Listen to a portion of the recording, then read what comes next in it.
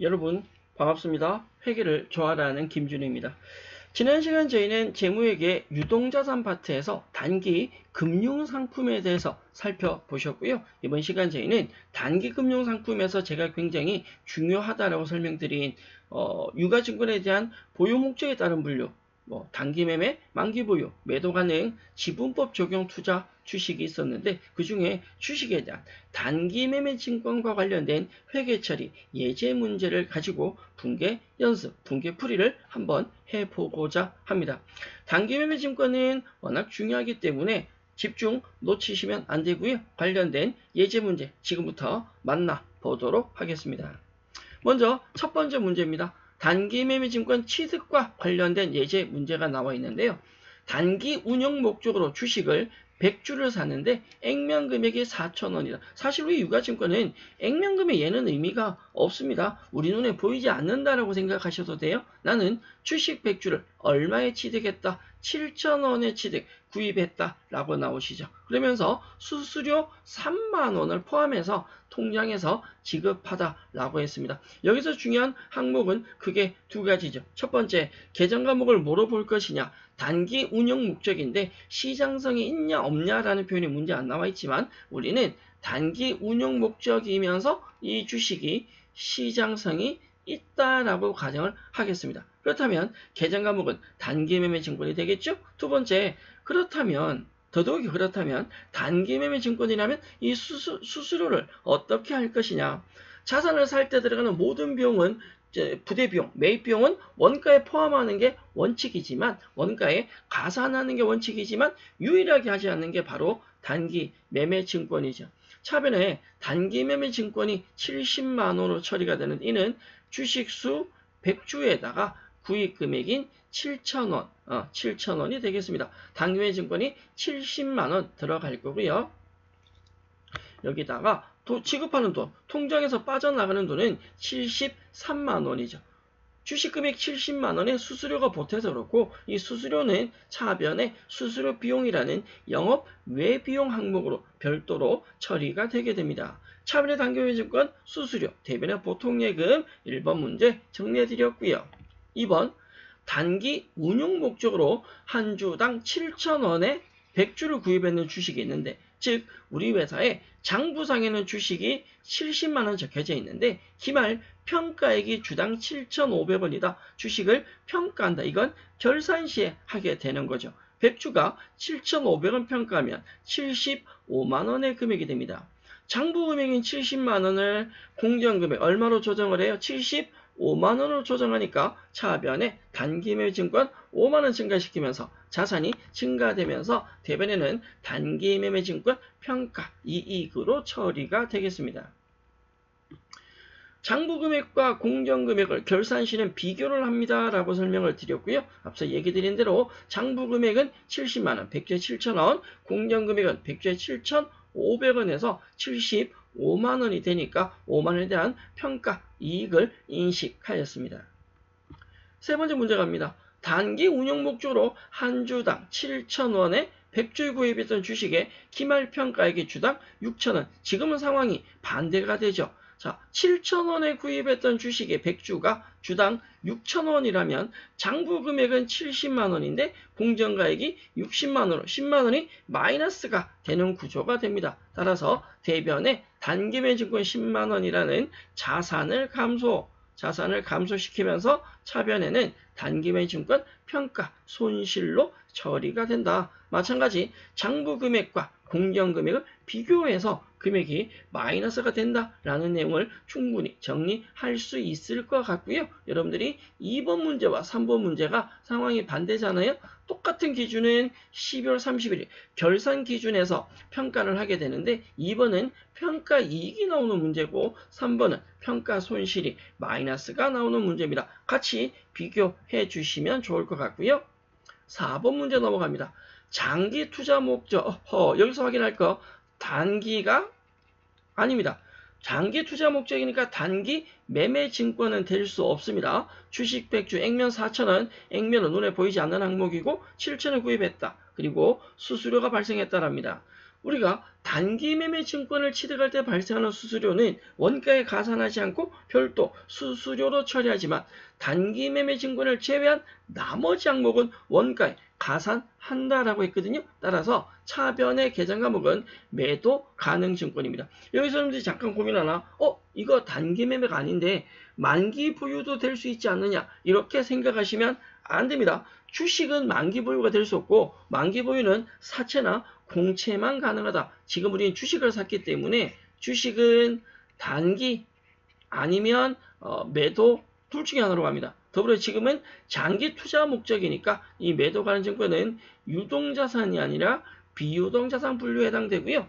70만 원에 수수료 보태서 73만 원. 그래서 조심할 건 대변의 돈은 73만 원인데 문제는 73만 원이란 이 매도하는 증권 금액은 수수료가 원가에 가산된다 라고 얘기 드렸는데 그렇다면 나는 73만 원을 들여서 주식을 100주를 샀단 말이에요. 그럼 내가 취득한 주식의 금액은 이제 7,000원 아닙니다. 내가 취득한 주식은 7,000원이 아니라 7,300원이라는 새로운 금액이 나오죠. 마찬가지 수수료가 보태져야 되기 때문에 그렇다. 따라서 단기 매매 증권은 구입 금액을 그대로 두면 되지만 매도 가능 증권은 금액을 조정해 주셔야 됩니다. 그래야지 나중에 평가나 처분할 때 평가 손익이나 처분 손익을 제대로 인식하실 수가 있습니다. 자, 5번 문제 갑니다. 단기 매매 목적으로 보유하고 있는 주식 100주가 있는데요. 이 100주의 주식을 주당 만원에 처분하고 수수료 만원을 차감한 금액이 통장에 입금되었답니다. 이 주식의 취득 원가는 5,000원이었대요. 결론은 내가 5,000원에 샀는 주식을 만원에 처분한다. 일단 이 금액 보면 당연히 처분 이익이 나올 거고 처분 이익이 얼마가 나오는지를 지금부터 정리 한번 해보도록 하죠. 여러분 잘 보셔야 됩니다. 대변에 단기 매매 증권이 감소합니다. 50만원. 이 금액이 어디서 나오는지 아셔야 되고요. 차변의 돈은 99만원이 들어옵니다. 자, 긴장하셔야 돼.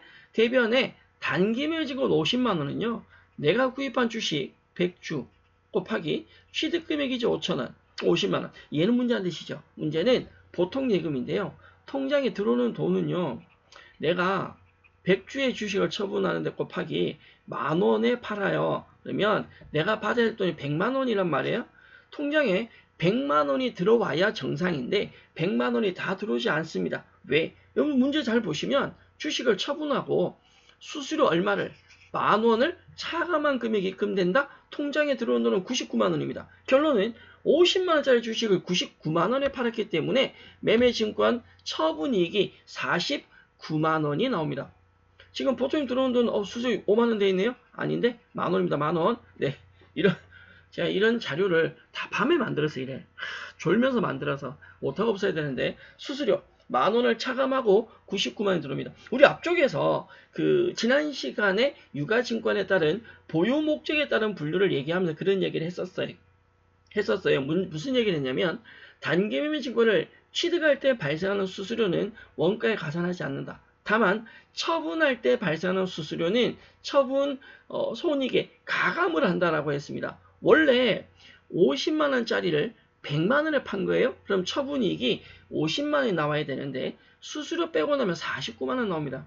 자, 이렇게 생각하죠. 이런 내용도 잘 모르겠고, 자, 단기 매매증 50만원 얘는 됐죠? 내가 돈 받습니다. 99만원. 왜 받느냐? 수수료 빼고 받는 거예요. 내가 받아서 수수료를 준 게 아니라 아예 받을 때 수수료를 빼고 받은 겁니다. 내가 받은 돈은 100만원이 아니고 얼마이다? 99만원이다. 그렇게 이해하시면 되겠네요. 그렇죠? 그러면 49만원의 처분 이익이 나오게 됩니다. 주식 처분할 때는 수수료라는 계정 과목이 아예 발생하지 않습니다. 이 내용은 뒤에서도 강조하도록 하죠. 6번 예제 갑니다. 우리가 보유하고 있는 매도한 증권의 발행법인으로부터 배당금을 받는다. 이건 단기 매매 증권이건 매도 가능 증권이건 중요치 않습니다. 통장에 돈을 받았는데 배당금을 받으면 배당금 수익으로 처리해 주시면 됩니다. 7번 문제 가죠. 보유하고 있는 만기 보유 증권에 대한 이자가 입금되었다. 만기 보유 증권은 주식은 될 수 없고 사채나 공채가, 그죠? 사채 공채는 지분 증권이 아니라 무슨 증권이다? 우리는 채무증권이라고 했고요. 지분증권은 배당을 받지만 채무증권은 이자를 받는다라고 했습니다. 차변에 보통예금이 증가되면서 자산이 증가되면서 대변에는 이자 수익을 받았으니까 이자 수익으로 처리하시면 됩니다. 8번 장부 금액 20만 원인 단기매매 증권을 18만 원에 처분했다. 20만 원의 단기매매 증권을 18만 원에 처분하면 이건 플러스가 아니라 당연히 뭐다? 마이너스다. 이건 수수료도 없으니까 기본 문제 아닙니까? 대변의 단기매매 증권 20만 원 감소, 통계의 돈이 18만 원이 들어와. 차이 난 2만 원은 단기매매 증권 처분 손실이 되는데 이 문제보다는 앞서 풀었던 문제풀은 제가 잘 기억이 안 납니다. 제가 보기보다 기억력이 굉장히 안 좋습니다. 앞서 살펴본 유아증권 매각 문제, 수수료 있는 문제가 더 중요한 것 같고요. 자, 9번 문제 갈게요. 만기 보유 목적으로 채권 30만 원을 취득하면서 수수료 2,000원 한꺼번에 모두 통장에서 지급했다랍니다. 대변에 보통예금을 30만 2천원 지급하면서 차변에 만기보유증권이 30만 2천원 되죠. 30만원의 채권을 취득하면서 수수료가 2천원 들었다. 원가에 가산을 하게 됩니다. 단기매매 증권에 대한 취득 수수료는 별도 비용, 수수료로 가지만 단기매매 증권을 제외한 나머지 모든 계정 과목에 대한 취득 수수료는 원가에 가산을 시킵니다. 어렵진 않죠? 자, 10번 문제 가죠.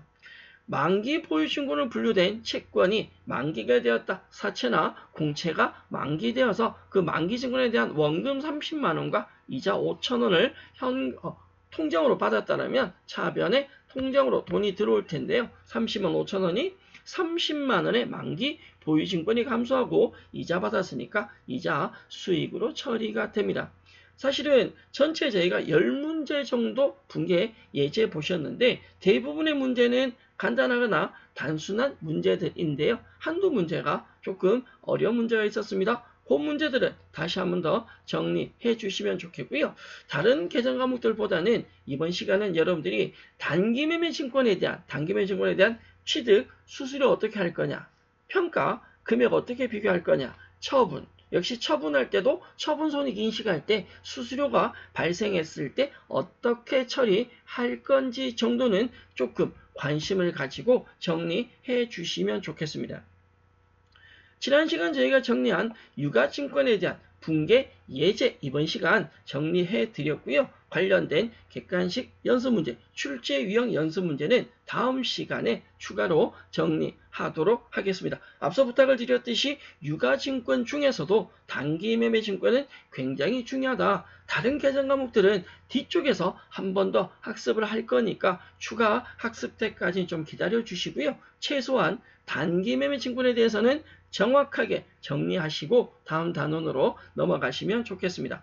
단기매매 증권에 대한 회계처리, 분계 연습 예제는 여기까지고요. 단기 금융상품 관련된 연습 문제 내용으로 다음 시간 저희는 추가 학습을 이어나가도록 하겠습니다. 여러분 수고하셨습니다.